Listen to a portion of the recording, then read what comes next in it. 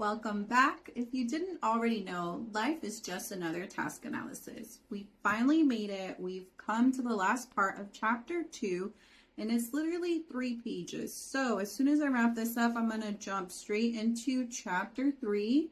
We're going to talk about selecting and defining target behaviors. So get cozy, grab your favorite drink, and let's learn about ABA.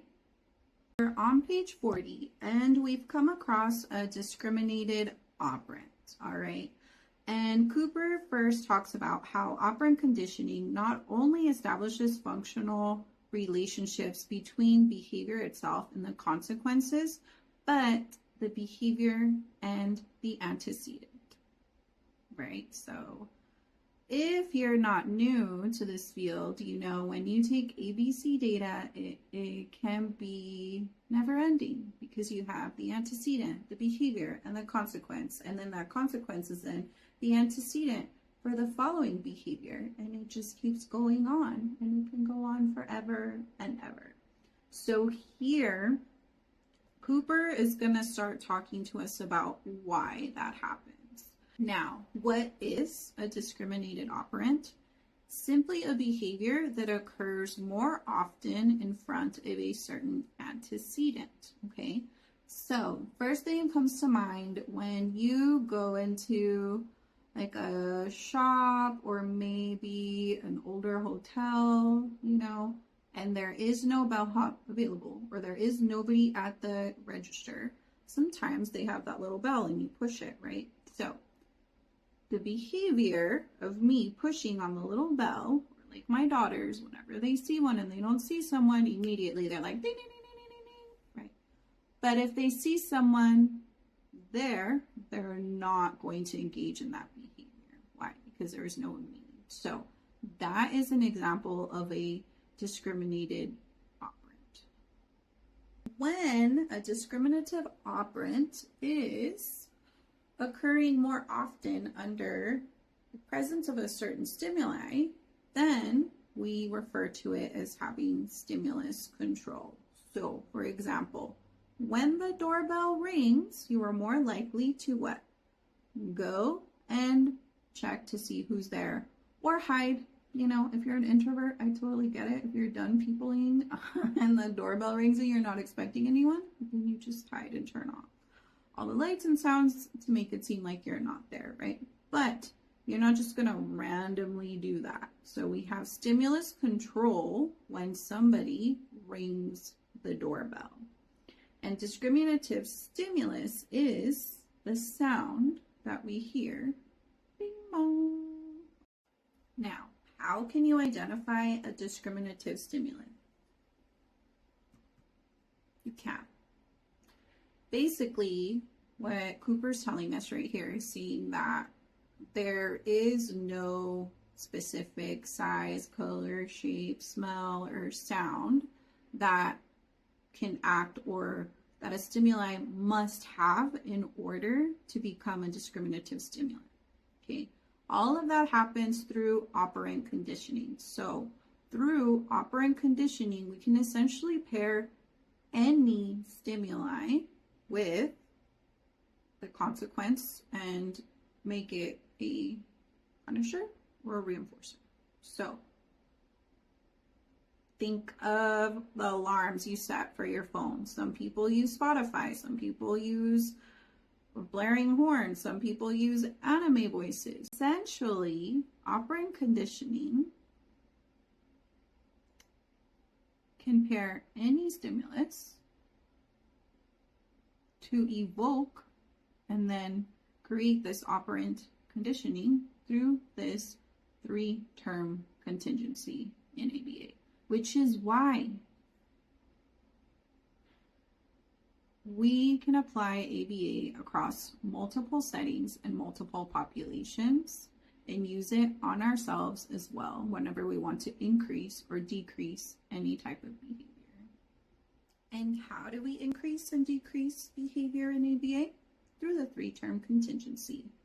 Antecedent, what happened before the behavior or what was presented before the behavior, since we're talking about discriminative stimulus. The behavior itself or the response and the consequence, or what happened after the behavior. The ABCs of applied behavior analysis when we're talking about operant conditioning. So,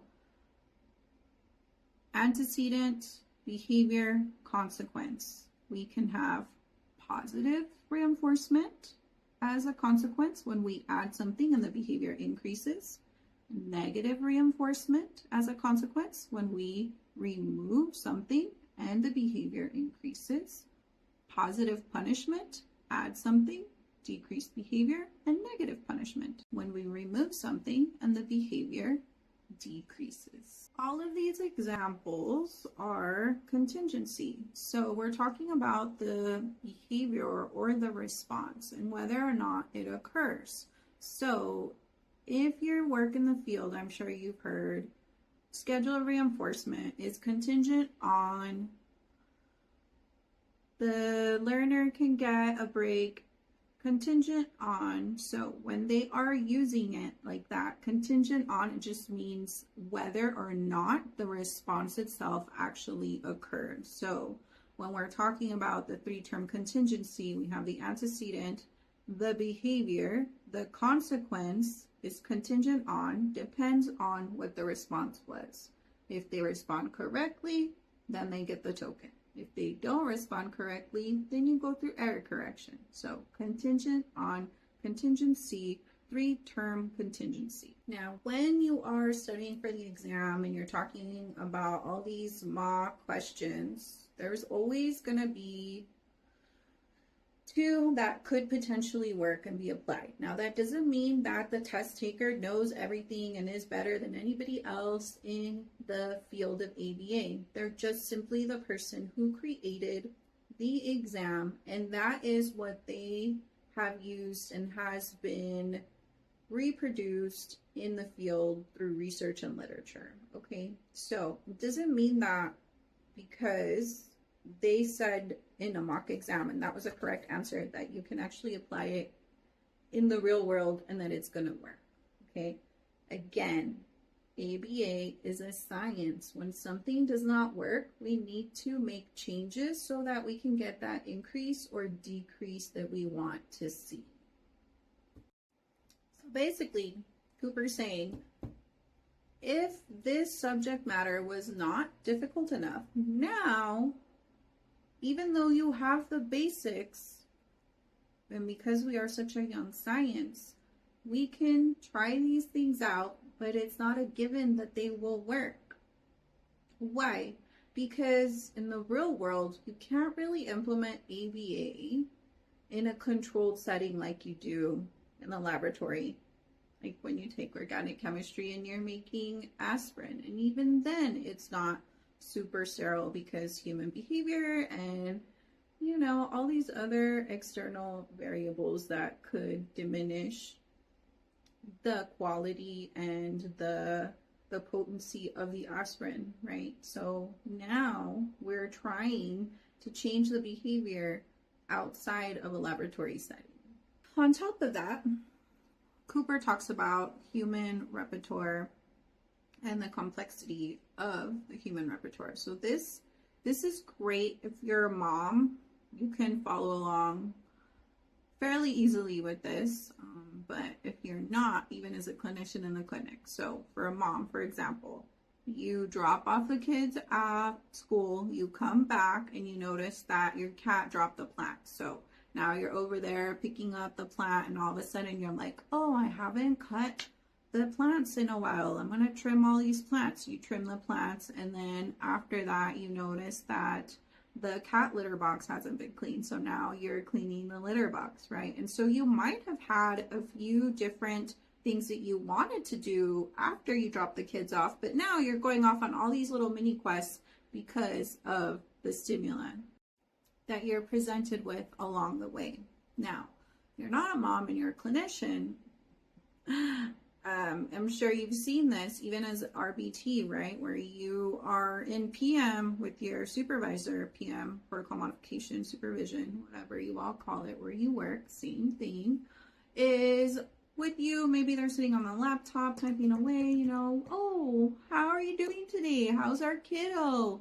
How can I help you? What's been working? What hasn't been working? What have you noticed? And then all of a sudden, there's a huge commotion in the hallway and BCBA runs out. Why? Because their other kiddo is throwing a chair across the hall or whatever the case may be. So BCBA is over there doing that, and then student analyst, oh, I haven't signed my monthly verification form. So then she goes and she talks to the student analyst signing monthly verification form, and she forgot all about that other kiddo where she was doing PM. Little mini side quests. Take it to the next level, and we're adding verbal behavior through rule-governed behavior. Rule-governed behavior. So rule-governed behavior can either stop you dead in your tracks and redirect you, or can better explain how to complete complex behaviors when the contingencies simply are not working. So rule-governed behavior just means something that is either verbally stated, like when you go to school and the teacher says, sit down and take out your books. Rule-governed behavior. Or when you buy a new TV stand and you're reading the instructions, your behavior is governed by the written rules on there, right? The little mini task analysis that they created to facilitate the assembly of the TV stand. The other side of this is contingency shaped behavior. So your behavior can be rule governed, right?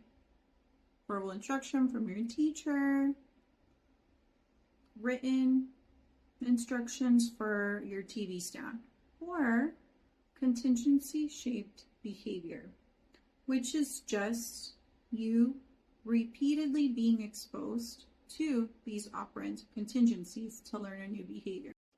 Operant learning doesn't always take forever and a day. Sometimes it actually goes by fairly quickly, dependent on the learner and, previous exposure to other things that might be interrelated. So this is where you come across stimulus equivalence, which is also generative instruction, equivalence-based instruction, and derived relational responding.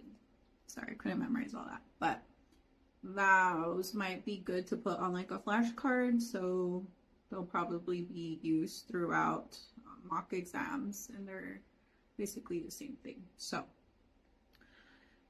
something called contingency adduction, the rapid learning, where it was initially a behavior was initially learned and shaped under one contingency and then is later applied under different or multiple contingencies. Moving right along to complexity of controlling variables. So on page 42, we come across this cute key term called joint control. Okay, which is a mouthful, so bear with me. I'm just going to read it and then we'll break it down. Two separate but interrelated forms of a person's own verbal behavior combine to acquire stimulus control of a response that would not have occurred in the absence of either. So basically, two verbal behaviors that work together to give you the end result or response behavior that could not be possible if those two verbal behaviors were not working together. This is stimulus control. Okay. An example I can think of right off the top of my head would be first day of high school, right? So my son is a freshman. I'm sure he engaged in this behavior. Now, what happens when you start freshman, new school, new environment, no idea where anything else? So what do they give you? They give you your little schedule. So on the schedule, they'll be like, for example, let's say first period he had orchestra and F103. So he read it, orchestra, F103, and now he's walking in that building, but he's also chanting it in his head, F103, F103, F103, and then he's reading the room numbers to make sure that they match up. He's combining these two behaviors in order to create stimulus control to get into the right classroom on his first day of class. Now, we also have concurrent contingencies. For example, if you like to read and you take your kids to the library and it's almost been 30 days and you need to return them, the chances of you returning the book if there's a fine at the end of the week are going to increase, right, than if there is no fine. So 2 different contingencies. One will increase the probability of the behavior occurring, and the other one will decrease the probability of the behavior occurring. We also have concurrent contingencies that fight for control of incompatible behaviors. So you have a report to write, but you're gonna watch your favorite K-drama while you're writing your report. Well, guess what? You can't do both at the same time. Why? Because most K-dramas have subtitles, right? So you're either reading the subtitles or you're typing and writing a report. Now, let's say, oh, well, Maggie, my K-drama is dubbed in English. Okay, but you're also watching the TV, right? Unless you literally have the TV, like your back is facing the TV and you're like, I just want it for background noise, then maybe, but come on, we're kidding. Those are incompatible. So one of those 2 are going to win. More than likely it's the K-drama because, you know, we're procrastinating, engaging in that escape avoidant behavior of not writing the report until we absolutely have to. And we've made it to our last key term, history of reinforcement, which essentially just boils down to no 2 people are going to be the same. Why is this important in ABA? Because as a clinician, you can't be implementing the same cookie cutter programming for everyone. Why? Because everyone is going to have different contingencies that they went through to either reinforce or punish a behavior. Different circumstances, different responses and behavior. So as clinicians, we need to make sure that when we implement these programs, we are tailoring them to each single person that we are seeing. We're not just gonna copy paste and call it a day, okay? This work is too important for that.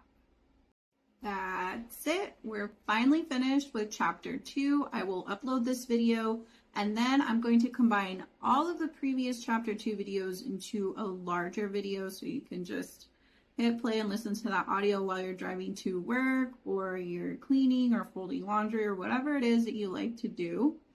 We will be moving on to part 2 next week and starting with chapter 3. So until then, make sure you take care of yourself, give yourself some grace, and I'll see you later.